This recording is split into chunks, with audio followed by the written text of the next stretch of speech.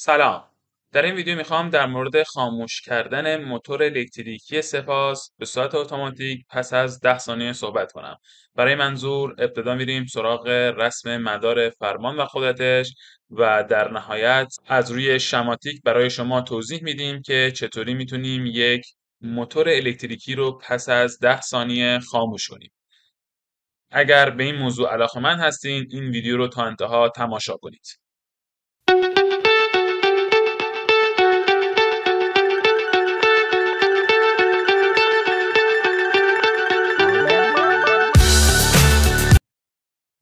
بابک رنجبر هستم و شما ویدیوی مربوط به خاموش کردن موتور الکتریکی به صورت اتوماتیک پس از 10 ثانیه رو از مجموعه ویدیوهای کانال بابنک تماشا می کنید. در ویدیوهای قبلی در مورد اکثر المانهای پرکاربرد در مدارهای الکتریکی صحبت کردیم و اومدیم تمام اجزای مربوط به مدار فرمان و مدار قدرت رو گفتیم. اگر ویدیوی قبلی رو مشاهده کرده باشین از نرم افزار کدسیمو که یک نرم افزار ابتدایی برای مدار فرمان‌های ساده است برای رسم و سیمولیشن مدارهای فرمان استفاده کردیم. در این ویدیو هم میخوام به صورت کامل مدار مربوط به خاموش کردن موتور الکتریکی به صورت اتوماتیک پس از حالا 10 ثانیه یا n ثانیه رو برای شما توضیح بدم. برای منظور نیازه که ابتدا با المان‌های مربوط به این نرم افزار آشنا بشیم. اگر در بالا نگاه کنید و حالا علامت موس روش قرار بدین میتونید شما هر کدوم رو مشاهده کنید. این مربوط به پاور، مربوط به فیوز، مربوط به حالا کنتاکت های کنتاکتور و مربوط به موتور و کنتاکت های کمکی مربوط به شستی ها و یک سری المان های دو بعدی و سه بعدی و همچنین یک سری وایرینگ ها وجود داره. برای رسم مدار قدرت خاموش کردن موتور الکتریکی به صورت اتوماتیک دقیقاً باید مدار قدرت رو مانند مدار قدرت هایی که تا الان آموختیم انجام بدیم و تنها تفاوتی که وجود داره تایمریه که در مسیر مدار فرمان قرار میگیره. برای منظور ابتدا میایم از سه فازمون استفاده میکنیم.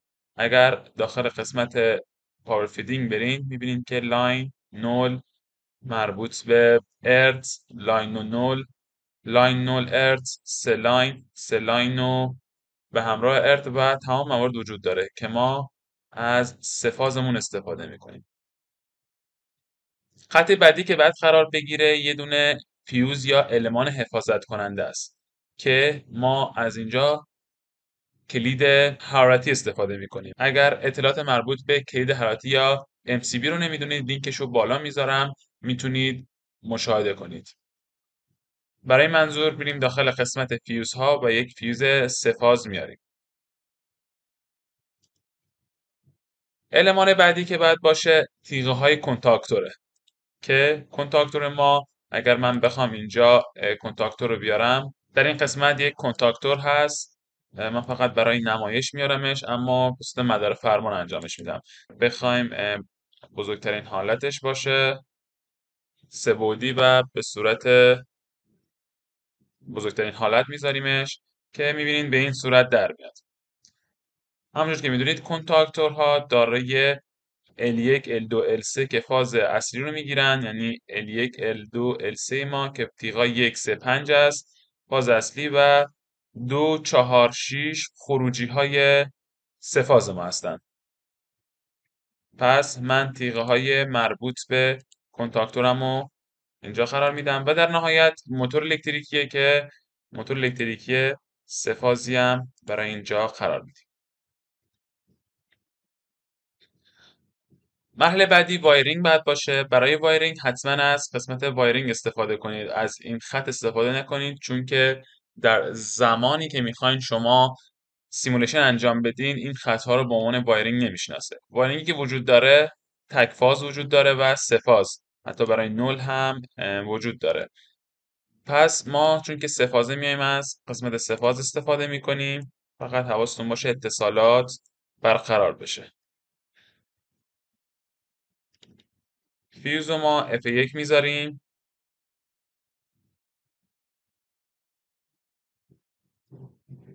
تیغای کنتاکتورمون رو K1 میذاریم که بعدا هم بتونیم ازش استفاده کنیم و موتورمونه که حالا میتونیم اسمش رو تغییر بدیم یا خود M بذاریمش که من M1 میذارم.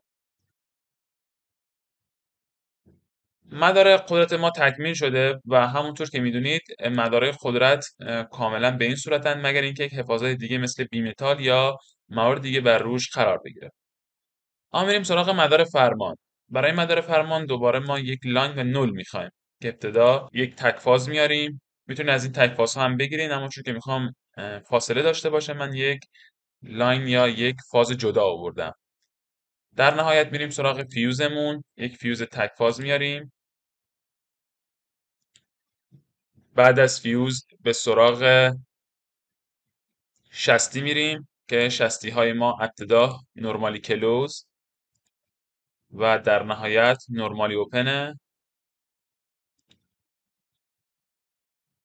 و در نهایت باید به کنتاکتور بدیم اگر بخوایم به صورت معمولی اینو رانش کنیم. برای اینکه به کنتاکتور بدیم نیازه که تیغه کنتاکتور بیاریم که گفتیم برای تیغه کنتاکتور ما در واقع A1 A2 رو میخوایم که برای این منظور میریم داخل بوبین کنتاکتور و A1 و A2 رو میاریم و در نهایت باید به نول وصل بشه. تا اینجا ما اگر نول رو وصلش کنیم یک موتور لحظه‌ای و به صورت لحظه‌ای داریم، اتوماتیک نیست. اگر بخوایم اتوماتیکش کنیم نیاز داریم که یک تایمر بذاریم و اگر بخوایم دائم کارش کنیم تیغه کنتاکتور رو با شستی استارت رو موازی کنیم. پس ابتدا میایم تیغه کنتاکتور رو با شستیمون موازی میکنیم. ما اسم کنتاکتورمون K1 بود، اینا رو هم K1 میذاریم.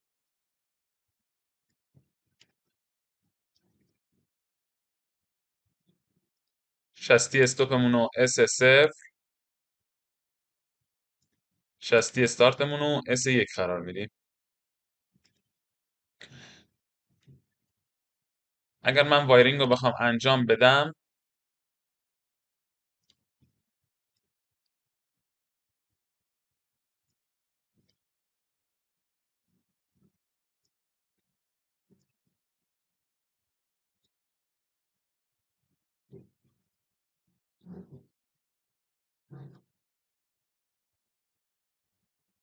برای تستش میریم رو حالت سیمولیشن و میبینیم اگر استارت رو بزنیم فعال میشه موتور، اگر استاپ رو بزنیم متوقف میشه.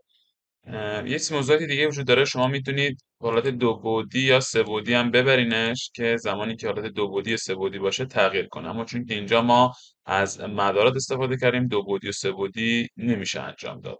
پس داشتیم اگر استارت رو بزنیم استاپ استارت میشه و اگر شستی استاپ بزنیم استاپ میشه. اما اگر بخوایم از تایمر استفاده کنیم کافیه بیایم از تیغه S1 حالا K1 رو باش موازی کنیم. برای این منظور میایم یه دونه K1 دیگه میاریم که تیغه کنتاکتوره. میتونی از خود اینجا بگیرین، اما من برای اینکه جدا باشه K1 میذاریمش. بعد نیاز داریم به یه دونه تایمر. برای تایمر میایم از این قسمت و تایمر رو اضافه میکنیم که تایمرم من K1 میذارمش.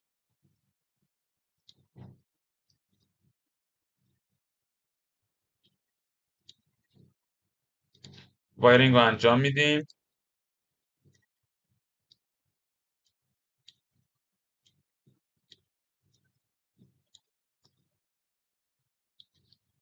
و برای اینکه زمانی که شمارش تمام شد استوب بشه تیغه نورمالی کلوزش رو باید در مسیر این قرار بدیم. پس برای این منظور میایم تیغه نورمالی کلوز تایمرمون رو در مسیر کنتاکتورمون قرار بدیم.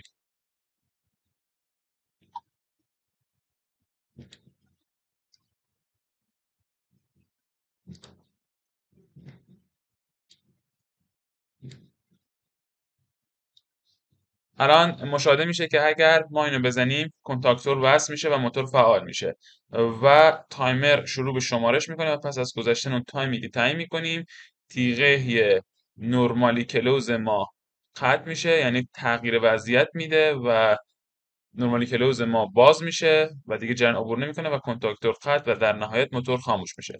اگر بخوایم تایم رو تعیین کنیم میبینید اینجا زمان داره دیگه، ما بر حسب حالا سگمنت میذاریمش 10 ثانیه. حالا اگر بخوایم سیمولیشن انجام بدیم ببینید که اگر استارت بکنیم کنتاکتور وصل و موتور در حال کاره و تایمر شمارش میکنه و بعد از گذشت 10 ثانیه موتور قطع میشه و مشخصه از تایمره. حالا اگر یک بار دیگه استارت بزنیم دوباره همینطور 10 ثانیه شمارش میکنه و اگر همون ما بین 10 ثانیه استاپ بزنی موتور متوقف میشه. در اینجا به وسیله برنامه کدیسیمو مدار قدرت و مدار فرمان مربوط به خاموش کردن موتور الکتریکی سه‌فاز پس از 10 ثانیه رو مشاهده کردیم. در ادامه به وسیله المان‌ها و پایه‌هاشون روش خاموش کردن موتور الکتریکی پس از 10 ثانیه رو به صورت اتوماتیک براتون توضیح بدم.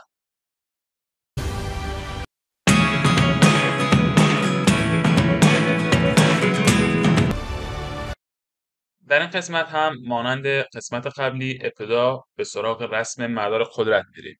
گفتیم برای رسم مدار قدرت ابتدا یک کلید حرارتی نیاز داریم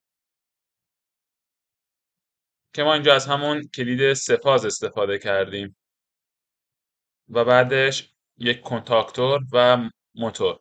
برای رسم وایرینگش ابتدا گفتیم از سه‌فازمون به سه‌فاز ورودی کلید حرارتی یا فیوزمون میریم و در نهایت از خروجی فیوزمون به سراغ سه تا فاز مربوط به کنتاکتور و از پایه‌های 2، 4، 6 به RST یا U1 V1 W1 موتورمون میریم. تمام موتورهای سه فازمون مدار قدرتشون بدین صورته. اما بریم سراغ مدار فرمانش. برای مدار فرمان هم یک فیوز تک‌فاز، شستی استوب، شستی استارت، یک تایمر که برای وایرینگش از یک فازمون به ورودی مربوط به فیوزمون، از خروجی فیوز به پایه شماره 1 شستی استوب، از پایه شماره 2 شستی استوب به پایه شماره 3 شستی استارتمون. برای تایمرمون همونجور که در نقشه مشاهده می‌کنید ابتدا باید منبع تغذیه‌شو وصل کنیم که ما منبع تغذیه‌شو قبلا اینجا وصل کردیم. طبق چیزی که در نقشه مشاهده میشه ابتدا باید پایه استارت اینپوت ما فعال بشه که برای این منظور شستیمون به پایه شماره 6 مون میریم. اومدیم گفتیم برای فعالسازی کنتاکتورمون نیاز از تیغه نورمالی کلوز استفاده کنیم. پس ما دو تا نورمالی کلوز داریم، یک پایه شماره 4 یک پایه شماره 8.